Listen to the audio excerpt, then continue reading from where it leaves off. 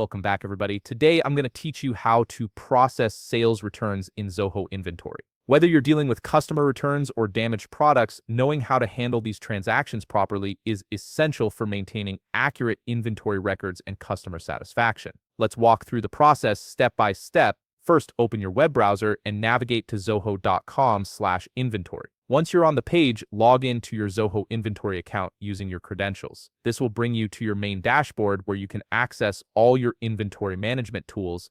Next, look at the sidebar menu on the left side of your screen and click on the Sales Orders tab. This section contains all your sales transactions, and it's where you'll find the order that needs to be returned. Scroll through your list of sales orders and locate the specific order related to the return you need to process. Once you've found it, click on that sales order to open it. This will display all the details of the original transaction, including the items purchased and their quantities. Now, with the sales order open, direct your attention to the top right corner of the page where you'll see a Create button. Click on this button, and a drop-down menu will appear with several options. From this menu, select Sales Return. This action initiates the return process and creates a new document linked to the original sales order. At this point, you'll need to enter the sales return details. The most important part here is specifying the quantity of the items being returned. If the customer is only returning some of the items from the order, make sure you adjust the quantities accordingly to reflect exactly what's coming back to you.